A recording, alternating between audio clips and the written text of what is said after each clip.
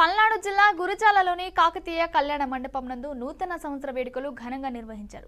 ఈ కార్యక్రమంలో గురజాల నియోజకవర్గ జనసందోహం మధ్య కూటమి నాయకులు కార్యకర్తలు కేక్ కట్ చేసి నూతన సంవత్సర శుభాకాంక్షలు తెలియజేశారు. ఈ నేపథ్యంలో సర్వమత ప్రార్థనా శాసనసభ్యులు ఎర్రపతినేని శ్రీనివాసరావు, ఎర్రపతినేని నిఖిల్ పాల్గొన్నారు. అనంతరం గురజాల నియోజకవర్గంలోని అభిమానులు, యువత, మహిళలు ఎర్రపతినేనికి శుభాకాంక్షలు తెలియజేశారు.